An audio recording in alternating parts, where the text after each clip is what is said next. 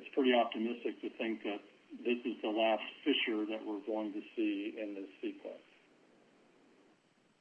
This is pretty optimistic to think that this is the last fissure that... No, we're not changing the risk. We have never stated that explosive activity was certain at the summit.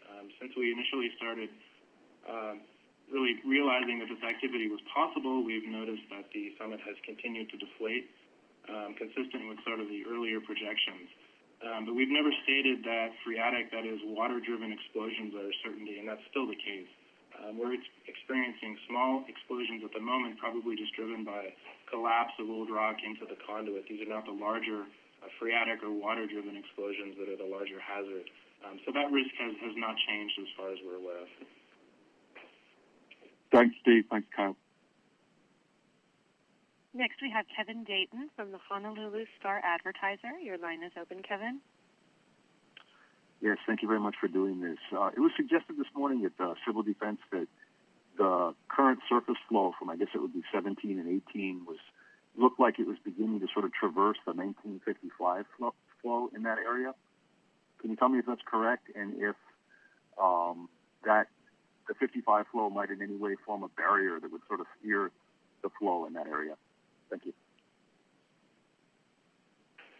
Kevin, this is Steve Brantley. I'm not really able to give any more information about that in terms of an update. The presence of the flow, I haven't checked the location for the past 2 or 3 hours. So the people on the ground and that relay that information to the EOC are much better informed at this point. Kevin, this is Janet. I can give you just a tiny bit of information based on a very quick update. When I came in this morning, it does look like the tip of the flow has kind of turned and is running kind of parallel to one of the 1955 flows. I don't have exact locations to share with you, but as Steve mentioned earlier, when lava flows move into an area, they create new topography, and so the 1955 flow could be some sort of be directing this flow to a different direction. But on the map, it does seem that it's running alongside the 55 flow. That's all I know. Thank you. Next, we have Dana Tucker with Big Island Now. Your line is open. Yes. I was curious to the chain of crater roads. How is that going? Is the back entrance open yet? Or is it going to be open anytime soon? Jessica, you want to answer that, please? I'll answer it the best way I can. And Damon, your resource for that is actually Hawaii County Civil Defense. Is there anybody from Civil Defense on today's call? No. I was just thinking because that road is inside the park that you might know. It's not? Yeah, that's correct. But Civil Defense would be the ones who would be making the request of the park. So, Damon, please check with them on their intentions. Okay, thank you for your time. Next, we have Michael Breskovansky with Hawaii Tribune Herald. Your line is open. Thank you. I'm just following up on something that Mr. Anderson said. He said that there is no real way to confirm where the water table at the summit is. I just want to confirm that if it can be known whether the lava has dropped below the water table or not. Yeah, so this is Kyle Anderson, USGS. We have measurements from a borehole, a deep well drilled in the caldera roughly a mile away. It gives us an estimate of the water table in that area. What we don't know is exactly how it changes as it gets closer to the active system, to the overlook vent. So we have kind of a ballpark, and that's about the best we can do with our current observations. We're monitoring gas emissions very carefully, and we're looking at the products of what will come out of the ground to look very closely to see if water is starting to be involved. And that's about the best we can do right now. Thank you. And our next question comes from Sarah with KHOA2 News. Your line is open.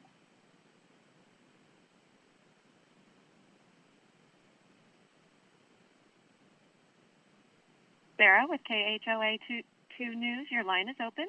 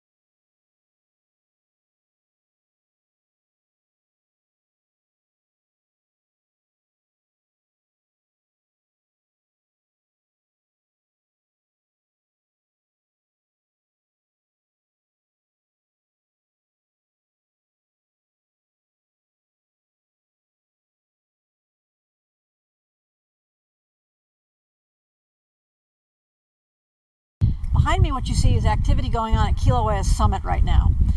Since the lava lake receded deep into the volcano, we have had a continual emission of vigorous steam from the conduit that has been evacuated of lava deeply into the volcano.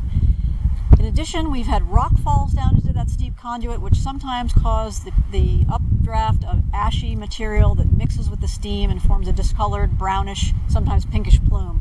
This morning's plume is a little bit larger than those that we've been seeing, and may indicate the addition of some fresh lava streaming through the rubble pile at the bottom. That's just a preliminary interpretation, but something we're considering. So far, we have not seen any evidence of these overpressured, steam-driven explosions, which is what we're worried about in the long run here at the summit of Kilauea. So just to emphasize, we have seen no evidence of that activity yet, but this is something we're watching for. Transitioning down to the lower East Rift Zone, I'd like to mention that overnight we had continued lava effusion from what we're calling Fissure 17, which is at the northeast end of the fissure system that has been active over now for many days. That fissure is producing lava fountains that are throwing spatter up more than 100 feet in the air. In addition, the lava flow is moving away from the fissure, generally in an easterly direction, paralleling Highway 132, but south of Highway 132. The lava flow has moved just about a mile from the fissure overnight. It's starting to turn a little bit southerly, moving slowly, but we're watching it carefully, and USGS crews are in the field working closely with Hawaii County Civil Defense to make sure they are updated as quickly as possible about the position of lava and the areas that it may threaten. There are a couple of other fissures in the system that are weakly active at this time to the southwest of Fissure 17, and we're also keeping track of those. That's the update from Kilauea today.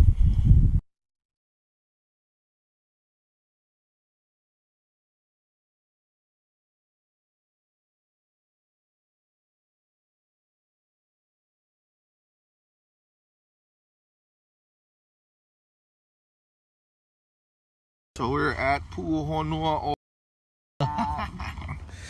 How's it going, guys? Good morning, good morning. So we're at Pu'u Puna.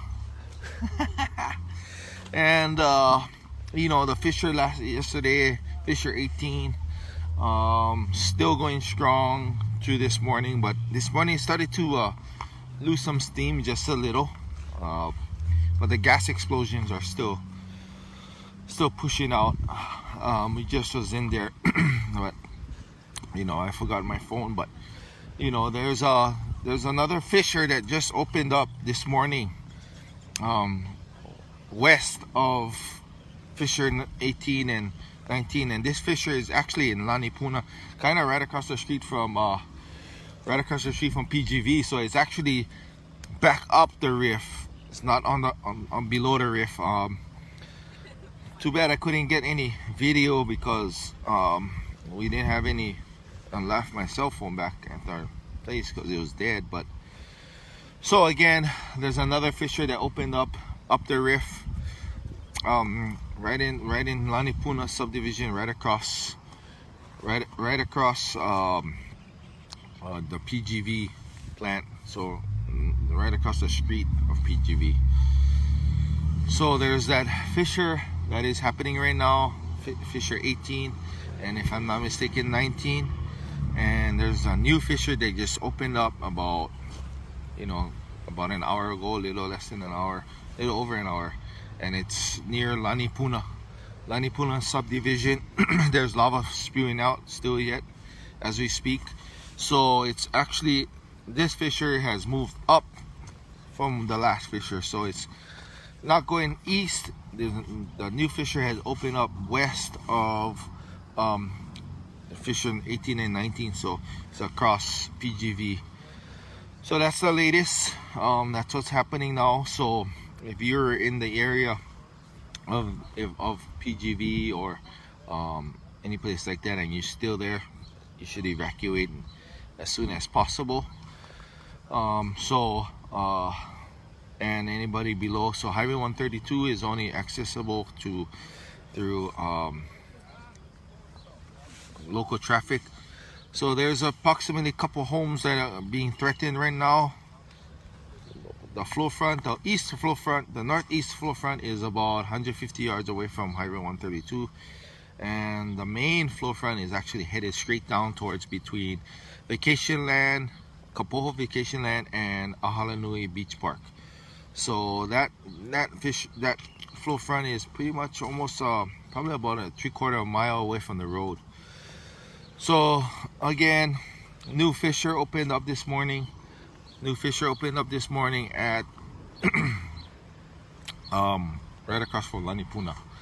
So there's some lava spewing out right now as we speak. So in Lanipuna subdivision, I'm sorry, and right across from PGV.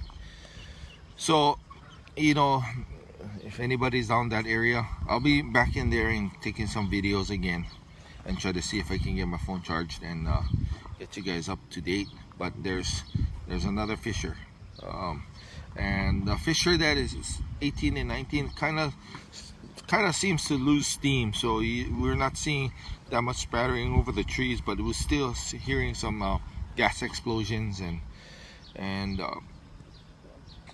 but as of right now, it's actually slowing down. So that's a good thing. But there's still lava spewing, not as much lava. The volume is not there, but still there's a lot of lava in the system in that area. So another thing to look at, you know, all the lava flows that we've been seeing in Leilani. So that lava is actually from the 1955 flow. So that 1955 flow was stored underneath us, pretty scary, stored underneath us, and the moment that Pu'u sank and all the lava kind of sank through, it's actually pushed the 1955 flow out. So as of yesterday, lava samples that came back was actually from Pu'u. So now we're seeing the lava from Pu'u. So that's what's happening now. Again, new fissure had opened up this morning close to Lanipuna subdivision, right across the street from PGV.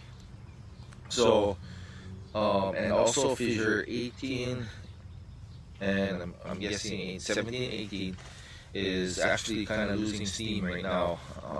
There's some friends up there right now, but that's what's happening. And we'll have some videos and photos of everything else. So keep everybody notified, and aloha and stay classy.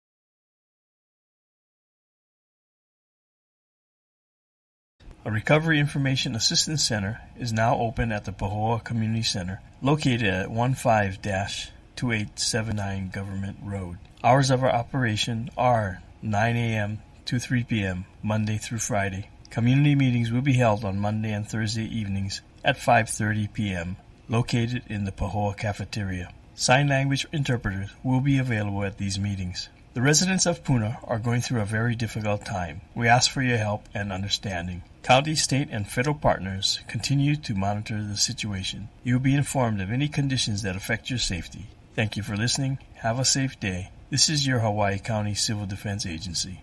This is a civil defense message for Monday, May 14th at 1 o'clock in the afternoon. Hawaii Volcano Observatory reports a new fissure in Lanipuna Gardens subdivision has opened between fissure 15 and 16. Fissure 17 has generated a narrow lava flow that is slowly moving toward the ocean, which is less than 2 miles away.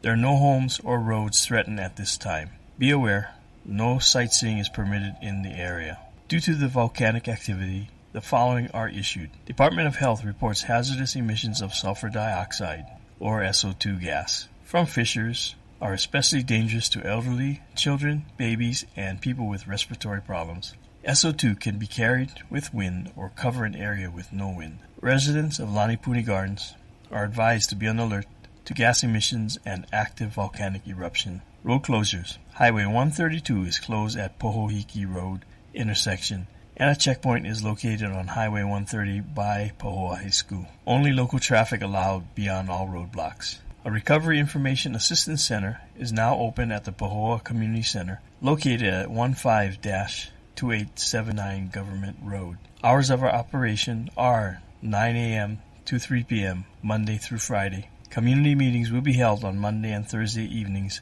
at 5:30 p.m., located in the Pahoa Cafeteria. Sign language interpreters will be available at these meetings. The residents of Puna are going through a very difficult time. We ask for your help and understanding. County, state, and federal partners continue to monitor the situation. You will be informed of any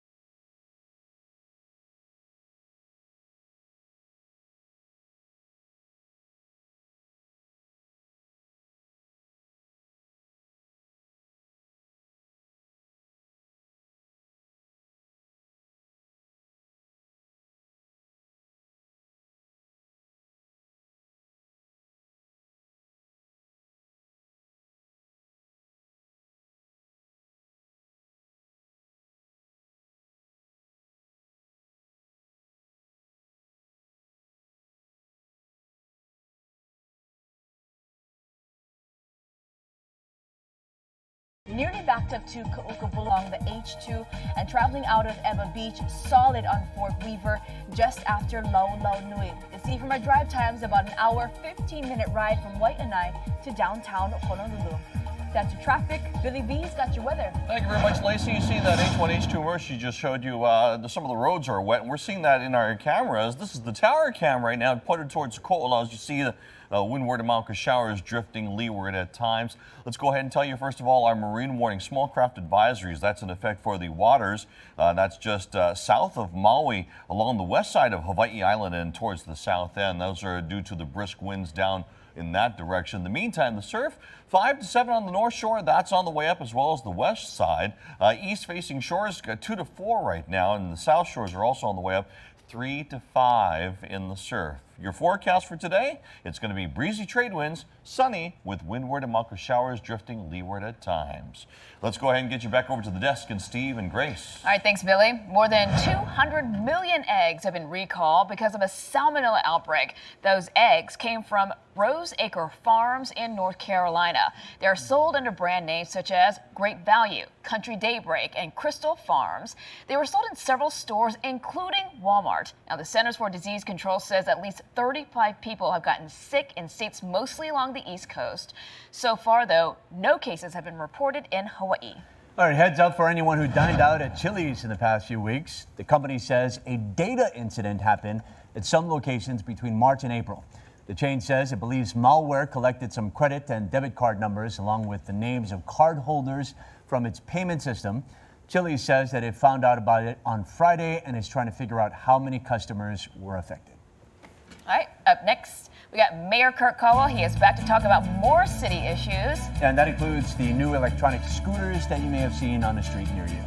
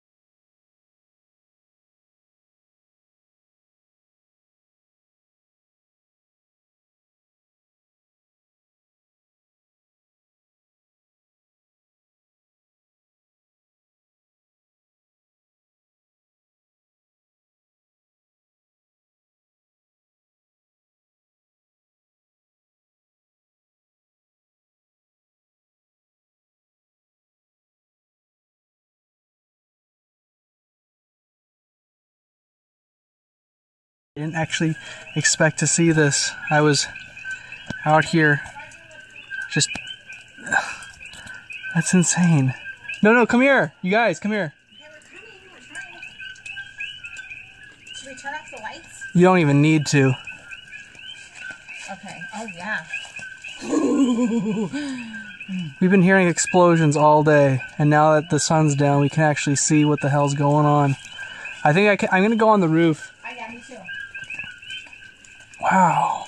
Babe. Look at that. Holy shit. I'm gonna go on the roof because I think we'll be able to actually see it. I'm coming. Sorry for the shaky camera, people, but I don't want to edit on this phone. So you're just gonna have to deal with it. Okay, 1 sec. Let's see if we can even see this lava fall. I've got a drink in one hand and a phone in another, so just gonna slowly ascend. Yeah, no, I can't even see it that good. What the hell? That's weird. Okay. Yeah, I can't see it when I'm up here. Well, I guess we didn't scare you away. Mayor Kirk Cobo is back again to talk about more city issues. That's weird. Okay. It must have to do with the lighting that's going on here. Oh, my goodness. I wanted to bring this up. Lynn Kawano actually asked us about those electric scooters. Yeah. Okay, so there's a company called Lime Bike, and they have been introducing electric scooters, across the nation, and including here in Honolulu. Do they have a permit here? They do not. They do Grace. not. And they've created huge problems in other cities. Charlotte has banned them altogether. San Diego is struggling. San Francisco is struggling. So we heard about them coming in. So we issued a letter to them last week telling them they are going to be breaking the laws of the city and county of Honolulu. They basically said, we're not listening, and they showed up on Friday night and deployed. This kind of company coming in from outside of our state, disrespecting the laws that we have in place, I find outrageous. And it's not the kind of thing you want in a city like this. You know, they're all over the place, in our bus stops, causing ADA problems. They're on our sidewalks for people to trip on them. They're in the Hawaii Canal. They're in our parks, Kapolani Park, where we have the historic preservation and the trust relationship. They're making money on city assets without our permission. They have been picked up by the police department. They're going to continue to do this. I think this kind of company is not welcome here unless you want to work with the city and county of Honolulu. I can't say that in the strongest terms possible. Okay, so we know that a couple dozen have been seized so far. And as you mentioned, this has been a huge issue in other cities. Part of the problem is that there's no dock like you have for a Mickey bike, right? You can just leave them anywhere. At this point, what recourse do you have, especially because I believe the company is arguing that Vicky has an exclusive contract, an exclusive permit, which it believes is illegal. Well, they can challenge, they can make these allegations. We're talking about what they're doing, and what they're doing is clearly illegal. In the case of Vicky, they come to the city, they ask for permission to be on a sidewalk or to be in a parking area. And we work with them as to where's the most appropriate place. And they're docked in areas where they're out of the way of people and pedestrians. In the case of Lime Bike, they're scattered everywhere. And as you see, in some of the places, some of the major cities in China, they're piled up at the major intersections. We don't want this kind of chaos in our city. It's hard enough dealing with the homeless who are on our sidewalks. To add to this, Lime Bike, it's something we do not want to see happen here. If this company applies for a permit in the proper way,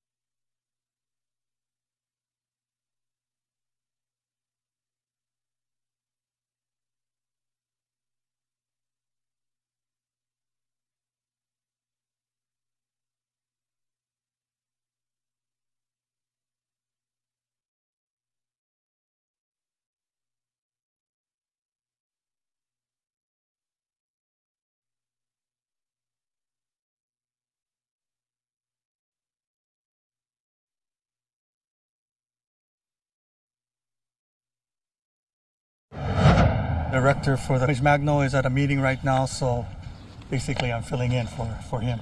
So I'm going to try to answer any of the questions that you have. But I just wanted to say first, definitely thank the governor, Ige, for giving us an opportunity to write a letter to President Trump to be able to have an emergency declaration. I mean, what happened this past, only in one day, he was able to get this emergency declaration. So definitely, that definitely helps the Hawaii County.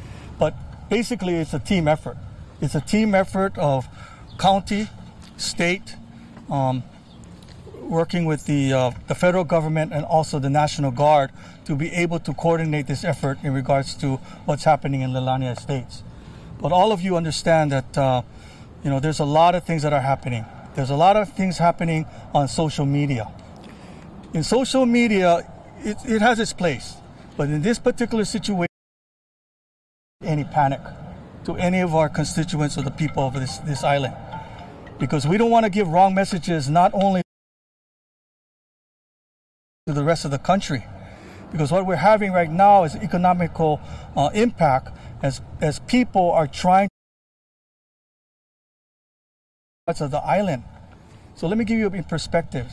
This is just basically less than 5% of the population or the area in compared to the rest of the island. It's like having a situation where they talk about Disneyland and they say that, we're going to have something, a catastrophe in Disneyland. So everybody in Colorado, they're going to start canceling all the reservations in Colorado. Okay? It's too far off. I mean, it's not even, people have to understand. We have to send that message. All of you here in the media today needs to send that message. The rest of the state is safe. This is Hawaii Island. This is not Hawaii. See, when they say Hawaii, they think it's the whole state. It's the whole island too, because we have the same name. So make that very clear as media. But we have one crack in the road. Already the EOC by Harry Kim and Talmadge Magno was able to activate the EOC. The EOC was activated in preparation of the situation that we're in now, today. So already by come out, we were prepared. So when you have people that are going into the area illegally, creates a very big problem for the efforts that we're trying to do. I mean, it's good. People like to see that. We understand that. But to get the factual information, you have to tune in to the Hawaii County Civil Defense to get the most latest information possible, because we do not want to create panic. In regards to our legislature, people in the legislature are not involved in the EOC. So if you ask any legislative person who is not in the EOC trying to make answer questions or trying to have resolutions of what needs to be done, because they're not in the EOC, they have no idea of what they're saying. Okay? And we can make very clear, because they're not involved in the process. This morning, the governor was able to come this morning to Hawaii County. We're able to look at exit routes. We're able to work with, he brought over Ed Sniffen and also his transportation people to the EOC to talk about evacuation routes, to look at roads of how we can get an opportunity to use the Department of Transportation to access maybe the Chain of Crater Road, to try to look at the opportunity to have Highway 130, which there is a large crack in the road, to be look at opportunities for us to look at that route for any type of evacuation. But as you well know in the news today, we have a situation in Fissure 17 that lava is moving about 100 yards per hour, headed down to Pohiki, okay? So, we're looking at that. We're going to see if that's going to cut off 137. Highway 137. So that's one of the roads. Right now, 132 is not in danger, as some of the people on Facebook have said. Choppers going in early in the morning, in the afternoon, and at night. So we have the latest information from the sky as well. So choppers going out also to make an assessment. We have experts here at the EOC making determination and assessing the situation. So I want to make sure that everyone understands that we are not here to create panic. We are here to give information.